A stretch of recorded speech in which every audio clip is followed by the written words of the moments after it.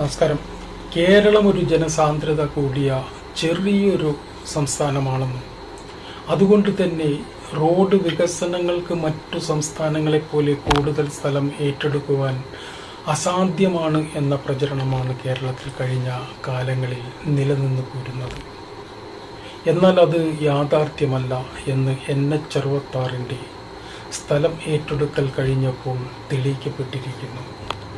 3-4% ജനങ്ങളുടെ ഭൂമി 100% ജനങ്ങളുടെ വികസനത്തിന് വേണ്ടി ഏറ്റെടുക്കുമ്പോൾ ന്യായമായ വില ഭൂമി നഷ്ടപ്പെടുന്നവർക്ക് കൊടുക്കാത്ത ചരിത്രമാണ് നമ്മുടെ രാജ്യത്തും സംസ്ഥാനത്തും നിലനിന്ന് പോന്നിരുന്നത്. അതുകൊണ്ടാണ് ഭൂമി വിട്ടു നൽകുവാൻ തയ്യാറാകാതെ സമരങ്ങളും പ്രതിഷേധങ്ങളും പരാതികളുമായി ജനങ്ങൾ മുന്നോട്ട് പോയത്.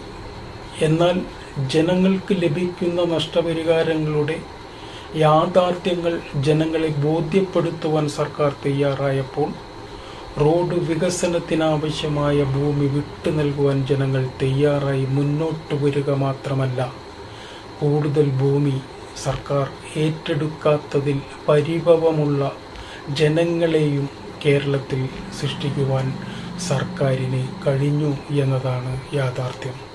എന്നിട്ടും 60 മീറ്റർ ഏറ്റെടുക്കാതെ ചിലയിടങ്ങളിൽ 30 മീറ്ററായും 45 മീറ്ററായും ചുരുക്കി ഏറ്റെടുത്ത് വോട്ട് ബാങ്ക് രാഷ്ട്രീയം കളിക്കുന്നവരുടെ രാജ്യമാണ് ഇന്ത്യ എന്ന് നമ്മുടെ ജനപ്രതിനിധികൾ വീണ്ടും ഒരിക്കൽ കൂടി തെളിയിച്ചിരിക്കുന്നു. പൊതുജനങ്ങളുടെ ഭൂമി 1 രൂപയ്ക്ക് കുത്തകകൾക്ക് തീരെഴുതി കൊടുക്കുന്ന രാഷ്ട്രീയ കച്ചവടവും വോട്ട് ബാങ്ക് രാഷ്ട്രീയവും ജനപ്രതിനിധികൾ അവസാനിപ്പിക്കേണ്ടിയിരിക്കുന്നു. 21-ാം നൂറ്റാണ്ട് ആരംഭിച്ച് 25 വർഷമായിട്ടും ലോകത്ത് നടക്കുന്ന വികസനങ്ങൾ നമ്മുടെ വിരൽത്തുമ്പിൽ ഉണ്ടായിട്ട് പോലും ലോകോത്തര നിലവാരത്തിലുള്ള ഒരു റോഡ് നിർമ്മിക്കുവാൻ 78 വർഷക്കാലം മാറി മാറി ഭരണം നടത്തുന്ന ജനപ്രതിനിധികൾക്കോ സംവിധാനങ്ങൾക്കോ കഴിയാതെ പോകുന്നത് എന്തുകൊണ്ടാണ് എന്ന യാഥാർത്ഥ്യം നമ്മൾ തിരിച്ചറിയുക.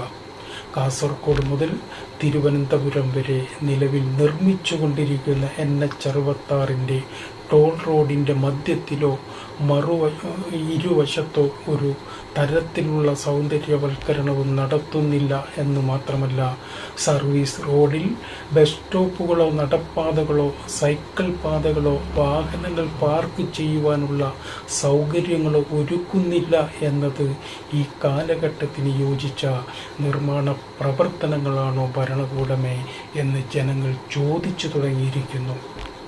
വികസനം എന്നതുകൊണ്ട് ജനങ്ങൾ ഉദ്ദേശിക്കുന്നത് നിലവിലുള്ള സൗകര്യത്തെക്കാൾ കൂടുതൽ സൗകര്യങ്ങൾ ലഭിക്കും എന്ന ആത്മവിശ്വാസത്തിലായിരുന്നു ജനങ്ങൾ.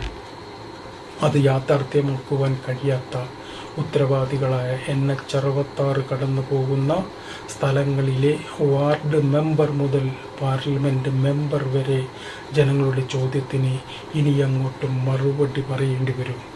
എത്രയോ പതിറ്റാണ്ടുകളായി റോഡിൻ്റെ ഇരുവശവും താമസിക്കുന്ന പ്രായമായ വ്യക്തികൾ ഉൾപ്പെടെയുള്ളവർ നിലനിർത്തി പോന്നിരുന്ന മനുഷ്യബന്ധങ്ങൾ പോലും വേർപെടുത്തുന്ന വികസനമാണ് നിലവിൽ NH-66 സർക്കാരുകൾ നടത്തിക്കൊണ്ടിരിക്കുന്നത്.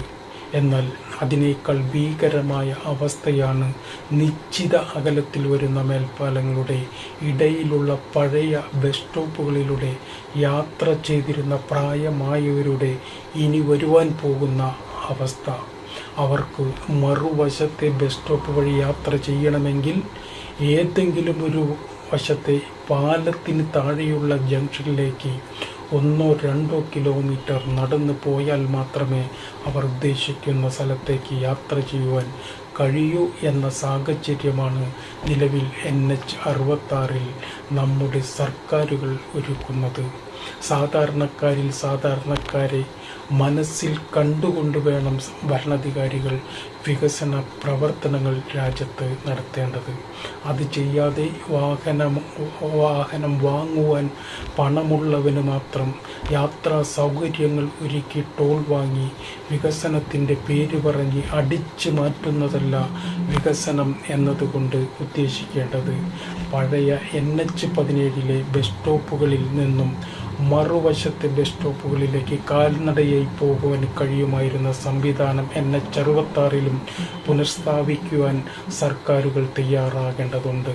അതിൻ്റെ ഭാഗമായി കാസർഗോഡ് മുതൽ തിരുവനന്തപുരം വരെ നീണ്ടുപോകുന്ന നിലവിലെ NH-66 പഴയ ബസ് സ്റ്റോപ്പുകളുടെ സ്ഥാനത്ത് നിന്നും മറുവശത്തെ പഴയ ബസ് സ്റ്റോപ്പുകളിലേക്ക് നടന്നു പോകുവാൻ കഴിയുന്ന നടപ്പാതകൾ ടോൾ റോഡിന് കുറുകെ ഇതുപോലെയുള്ള സംവിധാനങ്ങൾ ഉപയോഗിച്ചെങ്കിലും നിർമ്മിക്കണമെന്നാണ് ഭൂരിപക്ഷം ജനങ്ങളും ആഗ്രഹിക്കുന്നത്.